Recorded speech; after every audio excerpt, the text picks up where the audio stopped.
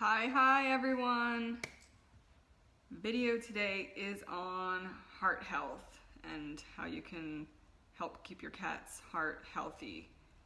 And this is important, of course, for any breed of cat, but especially for those of us who own the hairless breeds, the Sphynx or any of the crosses from the Sphynx, like the Bambino, Elf, whatnot.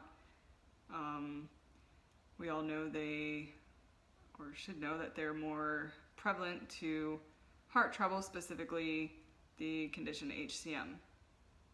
And I've been kind of stirring the pot a little bit, like I tend to do.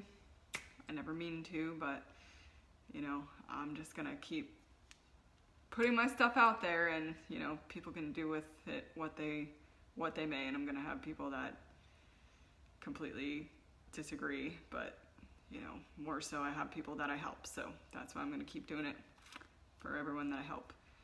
So I've been making a couple posts over the last few weeks about heart health stuff and different things you can do, and you know, been kind of pointed out to me that there's no studies currently showing that anything nutrition related or supplement related has anything to do with HCM in cats. And you know, no, there's not. There's nothing, you know, in a study proven right now, but we all have to remember that, you know, even in the human world, there's very few good studies done on nutrition and supplements, even in regards to our own health, because it's not where the money is. The money is in doing studies on, you know, drugs, pharmaceutical medications. That's what the studies are geared towards. So, you know, there's very few studies in the animal world in general, but there are a few studies that have shown and proven that in cases of dogs and cats, that some heart conditions like DCM, which is similar to HCM, but kind of, you know, similar pathogenics, just kind of in a different way, whereas the valves of the heart get thinner and get weaker, versus in HCM, the ventricle wall of the heart gets thicker and thicker until the heart's afunctional, you know. But my point of thinking, and the way I think, and I live my life very holistically, and I treat my pets very holistically, and you know, I'm learning everything holistic that I can all the time, because I look at things from a preventive standpoint. You know, disease process is going to happen, but what can we do to prevent disease, you know, to live as healthy and as long as we can for ourselves and for our animals? We don't want them suffering with a heart disease if we can do something to prevent it, right? So for me, I don't see it a very far stretch that something like dilated cardiomyopathy, which has been proven can be caused by deficiencies in diet, could be so far-fetched to think that HCM, hypertrophic cardiomyopathy, couldn't at least in part be affected somewhat by nutrition and diet and nutritional deficiencies. You know, one's proven, one currently is not. You know, HCM is thought to have a very strong genetic basis, and we've seen that in other cat breeds. They've determined they've isolated the DNA gene, and it's proven, and even in the Sphynx breed, it's theorized to be genetic in base, and they're currently doing studies on that. You know, but I've done a small study, just, you know, kind of very, you know, informal, but did a few years ago and polled people on if their cat had HCM, and undoubtedly most of the cats were on diets that were nutritionally deficient, and that was something that I had theorized was, could some lack of nutritional health and support have some weight in this? So, you know, and it's something to be more determined. But for me, for my baby, you know, and all my years knowledge that I have working with these cats, I'm going to do what I know that could potentially help to protect their heart and prevent a condition like HCM or DCM or anything else from occurring. So number one most important thing, of course, is get your cat's heart checked by your vet regularly every year and listened to, and then also get an actual echocardiogram done, because oftentimes a veterinarian can't hear, you can't necessarily hear HCM if it's happening. There's sometimes just no symptoms of that. So that's number one important. But number two is to make sure you're getting a really good diet, a high protein diet, because the heart is a muscle, and in our body, especially in a holistic view, like needs like. So like in ancient medicine, years and years past, if someone had a problem with their thyroid, they would actually eat thyroid of an animal. They would get thyroid hormone from the animal. If they had a heart problem, they would eat extra heart of an animal. And so the muscle of the heart, it needs muscle, it needs that meat. So the number one best thing you can do is a high meat, high protein diet. It really should be about 95% meat is optimal. So if you're feeding a high canned food diet, that's great. Better would be a high raw food diet, because in the canned foods, unfortunately, unless it's a diet you're cooking at home, these foods are very highly processed, and they're rendered and cooked at really, really high temperatures. And that's why if you look at your can of cat food, you're going to see, meat, broth, bone, whatever. Well, they don't say bone, they use whatever other terminology. But then they add these minerals back in, and they add the essential amino acids, especially for cats, like taurine is the big one that's needed for heart health, that we discovered about 30 years ago or so. So in a fresh piece of meat, you're going to have higher absorption of these amino acids that the cat needs for its whole body health and the heart health. So ideally, if you're feeding a good, fresh, raw diet and it's proportioned well with 80% meat, 10% organ meat, 10% bone, and you're adding a proper supplement mineral and a little bit of greens, ideally you shouldn't have to add anything else. But that's not the case for what most people are currently feeding or currently able to feed. And even myself personally, just because I've been in this world with these cats for 14 years, and I've had to watch and hear and see the heartbreak and the suffering of people coming to me with kitties with heart disease, and yes, has it happened in Little Nudist Cattery? Oh my God, yes. I mean, we're not going to lie and sit here and say that Little Nudist has been breeding cats for 14 years and it's never happened, because unfortunately it is prevalent in the breed. Our statistical rates have been much lower than average, though thankfully we've been at only about 5% versus the average for the breed in general is about 10%, so that's good.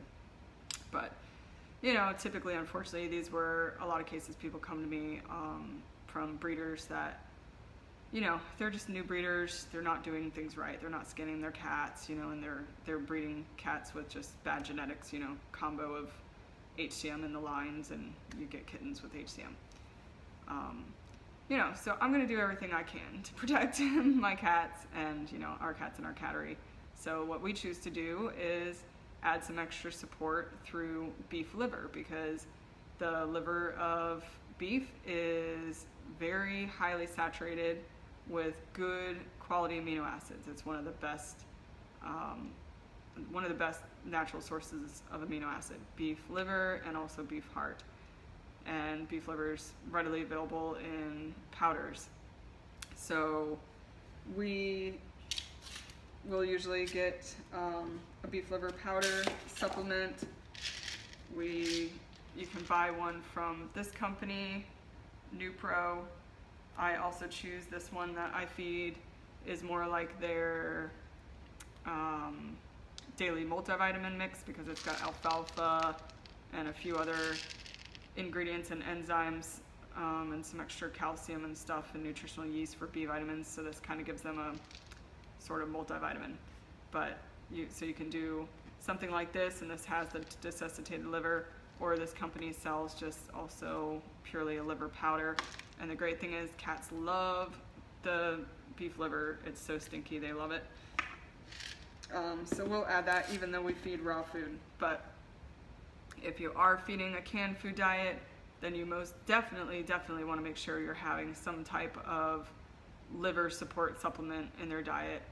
And, you know, again, there's no real data on how much and how frequently, you know, so you just got to kind of go off what info's out there. But from a human standpoint, everything that I've read and learned is humans should consume organ meat about 3 times a week. And so that's one thing that I do myself, is I try to have organ meats at least a couple times a week. They're gross, so a lot of times I can't really tolerate beef liver.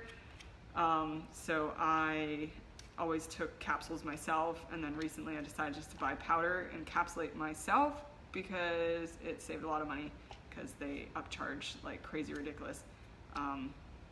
So these are the beef liver powder capsules that I'm making that I actually take myself and can use for my cat.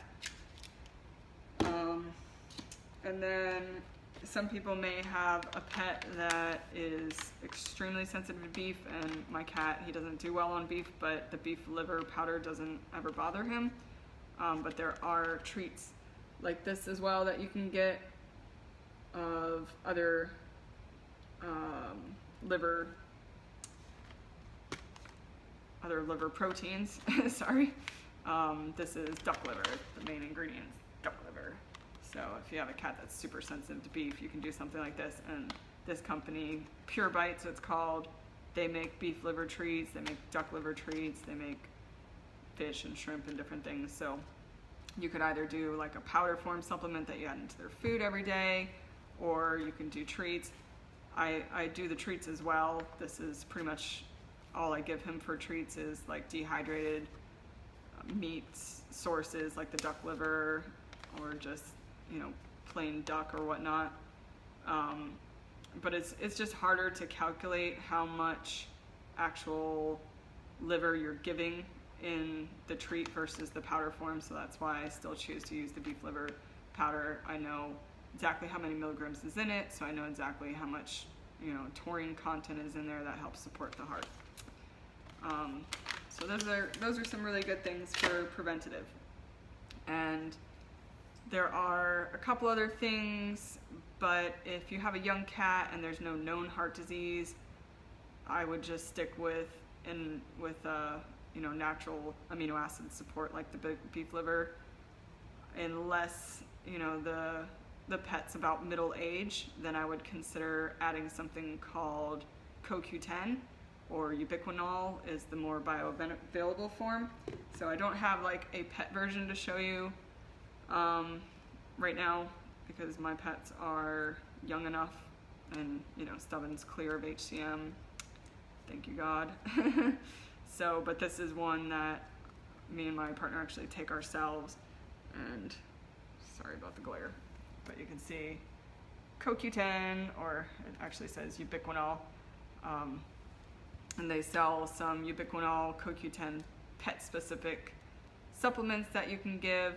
So like by the time Stubbins maybe around like 6 years old, 6, 7, I would want to start giving him this every day, even if he has no heart issue, just because this is one of the biggest things that the heart runs off.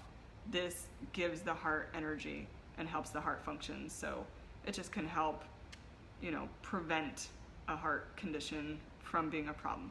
But certainly if your cat does have a heart condition or does have HCM, then this is absolutely something you want to put them on right away, because after they get HCM, you know, ultimately what usually ends up being the cause of death is congestive heart failure, because the heart has to work extra hard because of the disease and then runs out of energy. So this is a huge support. Dr. Mercola is a company that makes a really good one that's really easy to use in a pump, so I like that.